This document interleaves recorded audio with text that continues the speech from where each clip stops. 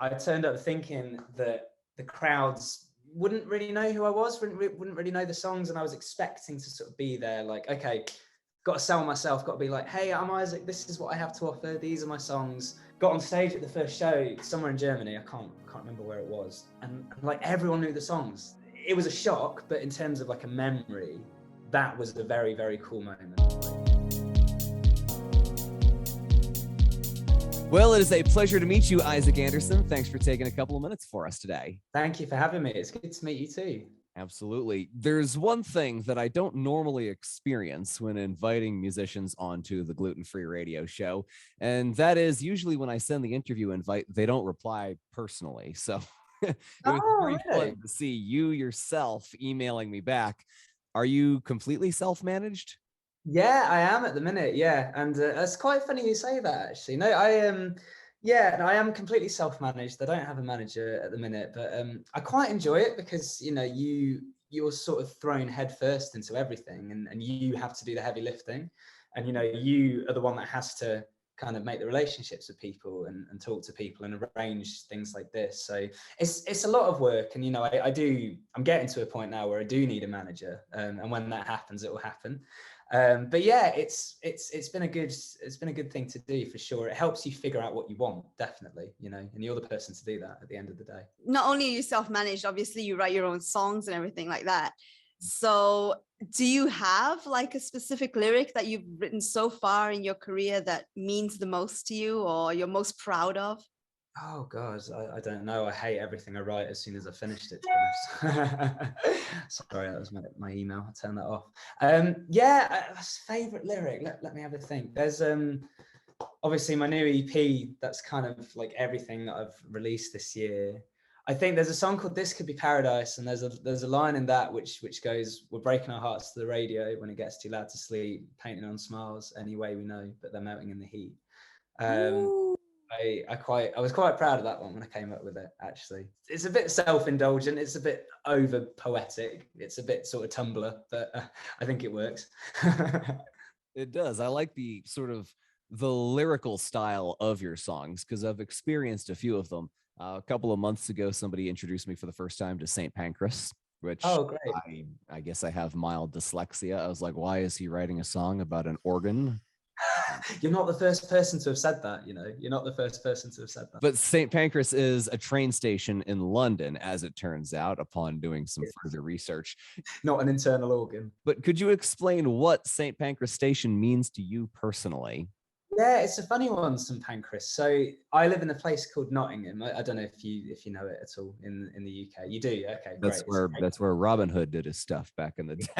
Exactly. Forest, Robin Hoods, all of that. So the train that you get to London from Nottingham goes to St. Pancras Station. So every time I ever went to London, I would go to St. Pancras Station because I never moved to London. I thought about it a few times, but I never did. Couple of reasons, but it just wasn't really my thing. And obviously every time I went to London, it was for work, for music. It was to do a rehearsal or a writing session or an audition or to then go to Heathrow Airport to sort of go on tour, So every sort of thing that I'd ever done in my career involved going through St. Pancras Station. And I actually wrote the song in St. Pancras Station. I was waiting for a train and I was I think something had happened. I'd had like a writing session or something. And I was kind of reflecting on, this is pretty mad that like everything that I've ever done has involved this station in some way or another. And it's, truth be told, it's not that great of a place. It's pretty dirty, pretty busy. Like I'm often stressed when I'm there, like running around my suitcase or whatever. But I was just thinking like, this is kind of cool that everything I've ever done all revolves around this one place. And every time I've been here, life has kind of moved forward in some way or another for me. And I kind of thought, it's a good reflection on what you want from life, like where you're going, looking back on sort of what you've done in the past and where you want to get to. For me, that's what St. Pancras means. And, I think people seem to really like that song because I think obviously that's a situation that's specific to me, but the sentiment behind it, I think is translatable across everyone really. Everyone's got that thing that sort of reflects where they're going, where they've been, what life means to them, without getting too deep, I suppose. And that was a song that obviously Waters was first introduced to, of your songs. But if you had to introduce yourself via one of your songs to someone who's never heard of Isaac before, which song would you choose? I'd probably choose This Could Be Paradise, because I'll be completely blunt. It's the sort of catchiest. It'll get stuck in your head, I think. And I think that's a good thing, because people will go away singing it and then they'll go, oh, I've got to listen to more, and then they'll listen to more. So that's me with my salesman hat on, I suppose. It's a pretty cold, hard answer, but you know, got to do what you got to do, haven't you? Hey, you are self-managed, so nobody's going to promote you except for you right here, right now. You know what I mean? Although that's not actually true, because you do have a large fandom, if you will. I don't know if your fandom has a name. Do you have a nickname for everyone who supports you? So if I'm completely honest, I feel a bit out of touch with this whole thing, like fandom and naming the fandom and all of that. I feel a little bit old and a little bit kind of removed from it all. But they, you know, the great thing is that they have sort of taken it upon themselves to do all of that. I can sort of like watch from the sidelines, as it were. So they call themselves Canders, which to me, I think it's my name, Isaac Anderson. It's like the last bit of my name and the first bit of my last name. You know, it's I don't really understand it, but you know, I suppose I do understand it. But I think it's great. You know, I think it's starting to mean something sort of more to them. You know, that the fact that I sometimes don't really understand it, I think is a really good thing, because it then becomes not just about me. You know, and that's the whole point of doing this. It's never. I think doing music, and especially, you know, being a sort of solo artist, it can be very easy to sort of get drawn away by ego. And you know, it is inherently a very selfish thing to do. Music, you sort of write songs because you want people to hear them, but it has to work, and to be successful, it has to be bigger than that, and it has to go beyond that. It has to be about the other people. So the fact that it is starting to be that way is amazing, and you know, you couldn't really ask for anything more, I think. I think it's great when like fandoms name themselves. It feels a bit more, you know, organic, and obviously they're passionate enough about you and your music to actually come up with a fandom name, which I think is great. Yeah, it's incredible. And yeah, like you say, I think if I was to sort of go, okay guys, listen, we're called this, it's like, I don't know, it's like really forced and almost kind of like corporate in a way. Do you know what I mean? It's like me going, you are my fans and you are called this and you shall listen and like what I'm doing. I'd never do that. So they're called Candace, which is your fandom name. They're fans of you. But which fandom do you think you would be a part of? Like, whose music do you love listening to? Oh, that's a very, very good question. A very good question. I would be a Swiftie. I love Taylor Swift. I absolutely love Taylor Swift. You're buzzing about that. That's great. What's your favorite album? Red. Red, is it? Oh, it might be Midnights, we don't know. Yeah, no one knows yet. Yeah, like I said, I feel a bit out of touch with the whole fandom thing. But yeah, I am a big fan of Taylor Swift. So yeah, if I was to choose a fandom to identify with, it would definitely be that. Which is your favorite album or favorite song? Oh, it kind of flips between Folklore was a really big one for me. That was really, really good. Came at a really good time as well with lockdown and everything. But I also really love 1989 as well. That's probably my other favorite. I think somewhere, you know, between those two. But I love everything she's done. I don't think she has a bad album. Now, since we're talking a lot about the Canders, right now, Twitter's kind of going off with a lot of fan questions. Wow. A lot of folks who have questions for you. So do you mind if I randomly select one, like right here, right now, out of the replies? Yeah, do it. Got a perfect 100 replies. So everyone has a 1% chance of getting their question asked. Let's go ahead and scroll and stop. Okay. What is your favorite word in Spanish? This one comes from Magui. Hello, Magui. My favorite word in Spanish is probably... My Spanish is very, very limited, and there are a lot of Spanish-speaking people on Twitter and whatever, and they're always on at me saying, learn Spanish, and I should, because you know it's good to learn languages. Por favor is a good word, because you're always being polite, even if you're not saying anything else. You're sort of going, please, or gracias. Sure, yeah. Por favor and gracias, both very important tools to have in the toolkit right there. I saw one earlier on that I screenshot because I wanted to ask. It's by Kinda Curly, and this is a very important question. Mhm. Waffles, pancakes, or French toast? That is a very, very important question. Possibly the most important question I think I'll answer today or this week, indeed. Waffles, pancakes, or French toast? I would have to go with pancakes. I would have to go with pancakes. I think in England, like waffles and French toast aren't as big of a thing. Like we obviously have it, but it's not, you know, pancakes is the thing. Like when I was growing up, my mum used to do us pancakes like every weekend. I never really had waffles until I was a bit older. So yeah, it's got to be pancakes because you can do anything with them as well. Like they can even, God forbid, be healthy if you wanted them to be. No. Maybe not that healthy, but you know, if you were boring. Right. Well, at least we know this. If we get an invite over to the Anderson house for breakfast, it's going to be tasty. Oh, it's going to be banging. Yeah, my mum would be very happy as well. She takes great pride in the pancakes. So. No hidden broccoli stalks in your breakfast. No. Sugar, golden syrup, lemon juice, Nutella, all of the good stuff. So I'm scrolling a little bit more through some of the tweets just because I want to show some love to the people who support you. I think it's MAI. It's got to be May, right? Says, I don't really have a question, but it would be lovely if you could tell him that he is smashing it and we are really proud of him and we love him. So. Oh, that's very, very kind of you, May. Thank you.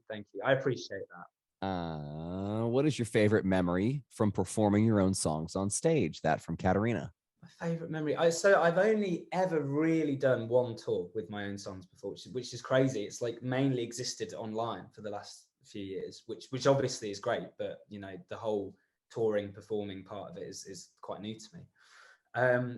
I've done one tour. It was supporting a band called Only the Poets, who were fantastic guys, great band, really, really good friends of mine.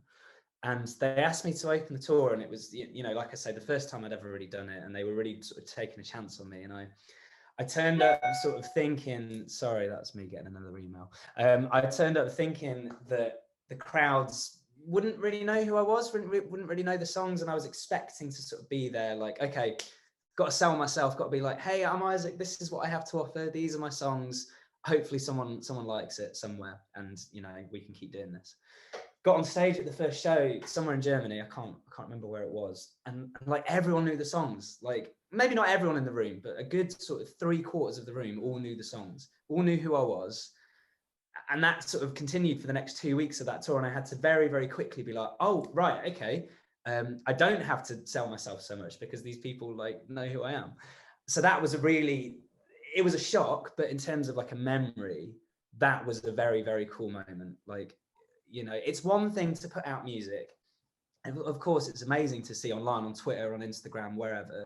It's amazing to see people responding to it, sharing it, you know, saying that they like it and that it's connecting.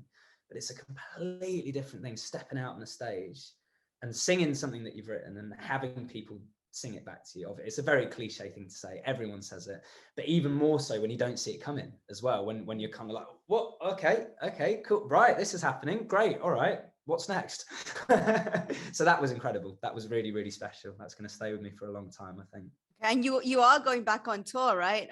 Beginning of next year? I am. Yeah, I am. I can't wait for that. That's going to be incredible. Yeah, it went up on sale. So the first batch of dates went on sale like back in August, like quite a while ago. We only booked a few to start with. And then a bunch of them all sold out, and we were like, we got to book more. We have to make the tour longer because, you know, this is, again, it's like, wow, this is going better than we thought. So it took a while to sort of get everything together. Like I say, don't have a manager. First tour, so you're calling up places, you're emailing places. I was working with a great booking agent, a guy called Jack, who was really putting in a lot of work to help make this tour happen. But it was just the two of us kind of being like, let's try here, let's try this person and this person. And you get a lot of people just ignoring you because it's your first tour, which is the way it goes. It's fine. So it took ages to put the whole thing together. There were a lot of places that I knew people wanted me to come. Like Poland was a big one. Italy was a big one. This has started quite negative. I'm starting talking about the places I'm not going instead of the places I am going.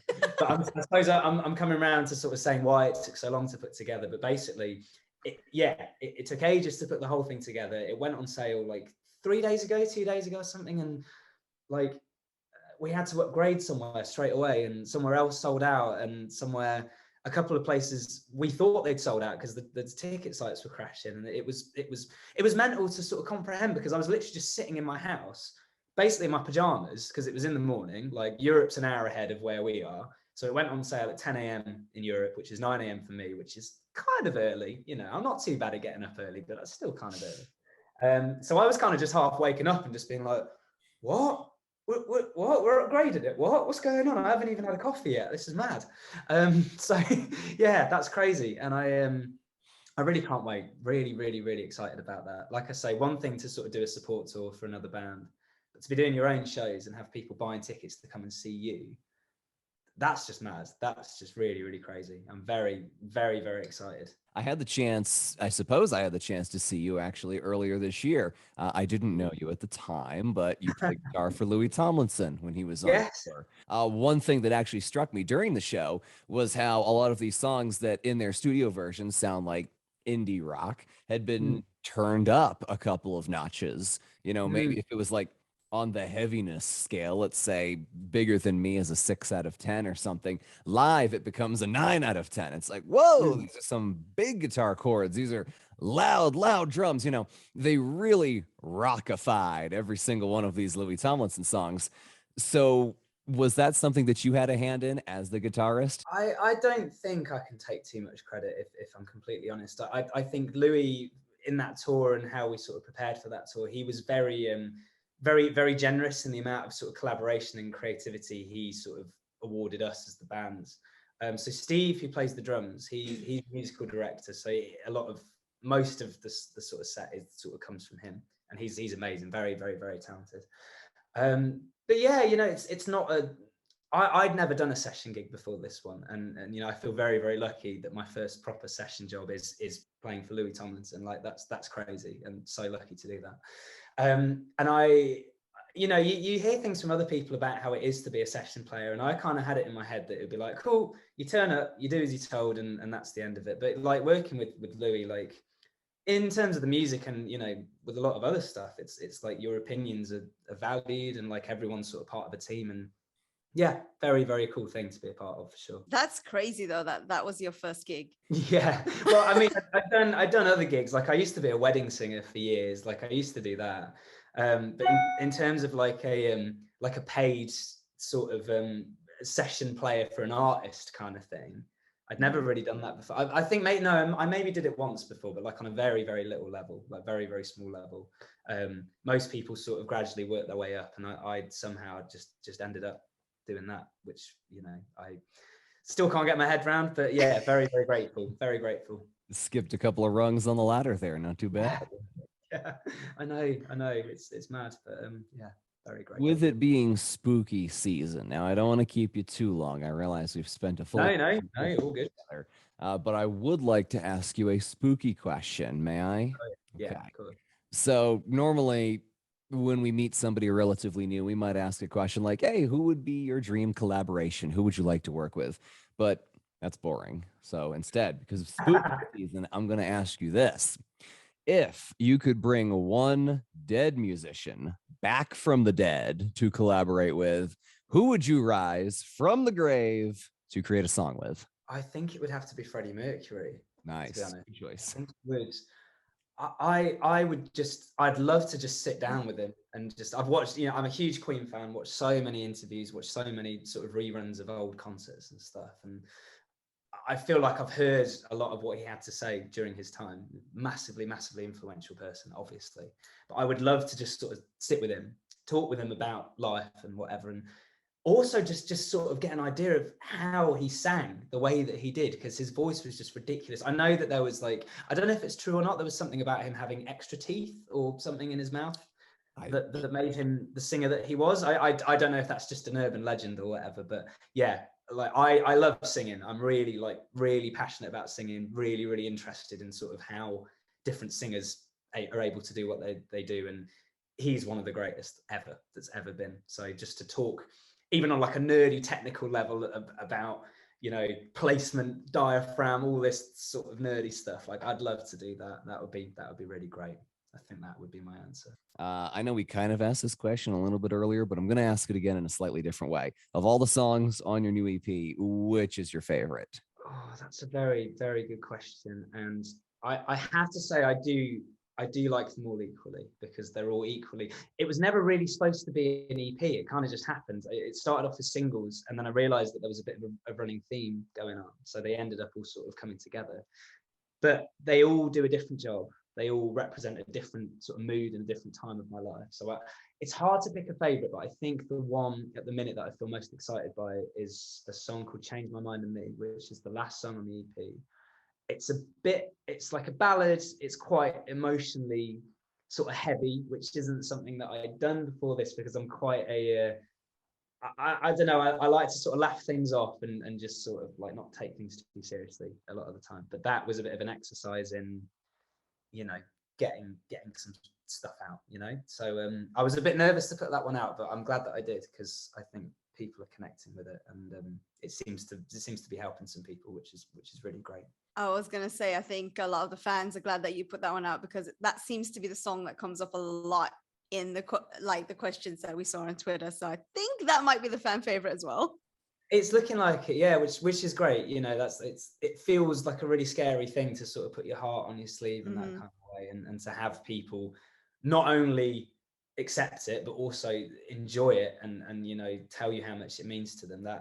That's the reason we do this. Do you know what I mean? That's the reason we write songs and put them out and tour them. You know, that's the whole point. So yeah, I feel very, very lucky to have had that happen. Well, Isaac Anderson, it was a pleasure to get to know you a little bit. Thanks for answering questions from us, from fans, talking about the big picture.